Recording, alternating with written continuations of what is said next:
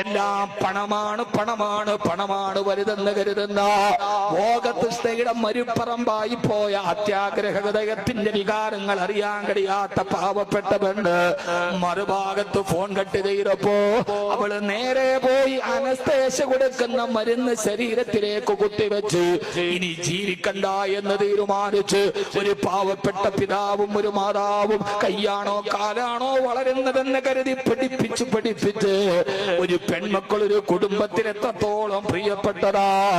ഈ പ്രസംഗിക്കുന്നത് ഒരു പെൺകുട്ടിയുടെ പിതാവാണ്, കബീർ ബാക്കവിയല്ല. നമ്മുടെ ജീവിതത്തിൽ നമ്മളേറെ സ്നേഹിക്കുന്ന വന്ന് നമ്മുടെ കഴുത്തിലേക്ക് കെട്ടിപ്പിടിച്ച് കവിളത്ത് മുത്തം തരുന്ന പെൺമക്കളുടെ ചിരിയും കളിയും ഒക്കെ നമ്മുടെ ഹൃദയത്തിന് എത്ര സമാധാനം തരുന്നതാ.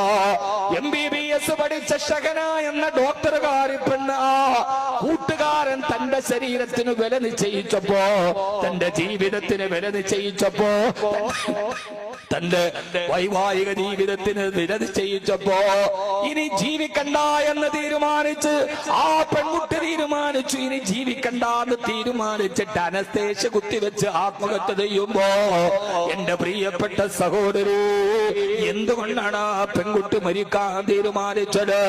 അതേവരെ വിശ്വസിച്ചവന്റെ വാക്കുമാറിയപ്പോ, തന്നെ ഇതേവരെ കൂടെ പറഞ്ഞ് വിശ്വസിപ്പിച്ചവൻ വാക്കുമാറ്റിയപ്പോ ആ പെൺകുട്ടി ആത്മഹത്യ ചെയ്തുവെങ്കിൽ അത് യഥാർത്ഥത്തിൽ അതിന്റെ പ്രശ്നമേതാ? വാക്കുമാറ്റാത്തൊരു റബ്ബ് നിനക്കില്ലേ?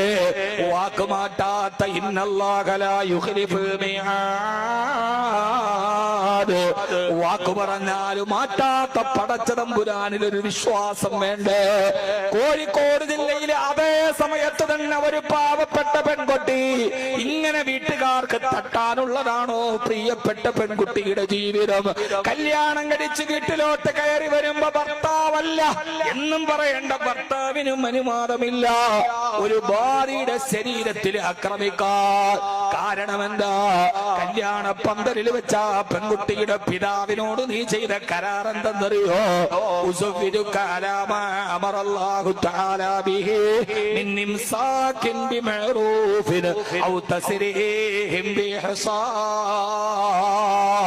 ഇതാണ് ഇസ്ലാമിലെ വിവാഹമെന്ന് പറയാ.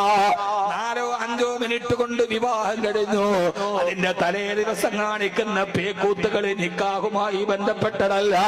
മിഠായി കൊടുക്കലും ആചാരങ്ങളും അനുഷ്ഠാനങ്ങളും ഈ തുള്ളിക്കാടിച്ചു ഒന്നും നിക്കാഹല്ല, നിക്കാഹല്ല.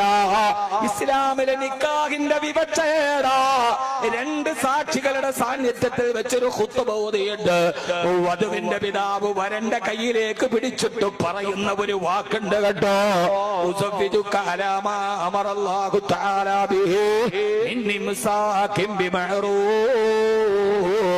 അല്ലാഹു പറഞ്ഞത് പ്രകാരം, എന്റെ പടച്ചറബ് കൽപ്പിച്ചത് പ്രകാരം 18 വയസ്സ് വരെ എന്റെ കളിമുറ്റത്ത് വളർന്ന എന്റെ പൊന്നുമോള് വൈകുന്നേരം ഞാൻ വരുമ്പോ എന്റെ മടിയിലെ മിഠായി പൊതി കാത്തിട്ട് ഓടി വന്ന് ഉപ്പാന്ന് പറഞ്ഞിട്ട് മിഠായി കൊടുക്കുമ്പോ കരുത്തിരി പിടിച്ച് എന്റെ കവിളത്ത് എന്നെ കെട്ടിപ്പിടിച്ചു മുത്തം തന്ന് എന്റെ കൈവിരലിൽ പിടിച്ചു വീട്ടിന്റെ അകത്തേക്ക് കൂട്ടിക്കൊണ്ടുപോയി. എന്റെ കൽവിന്റെ രാജകുമാരിയായ എന്റെ പൊന്നുമോള് 18 വയസ്സ് പ്രായമാകുമ്പോ അവളെ വിവാഹം കഴിച്ചിട്ടൊരു പുരുഷന്റെ കയ്യിൽ, അന്യപുരുഷന്റെ കയ്യിൽ ഏൽപ്പിക്കാൻ ഞാൻ തീരുമാനിച്ചത്.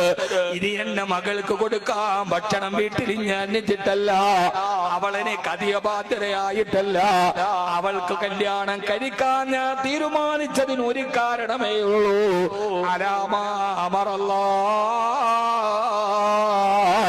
അങ്ങനെ ചെയ്യണമെന്ന് എന്റെ രക്ഷിതാവായ റബ്ബ് പറഞ്ഞത് കൊണ്ടാ.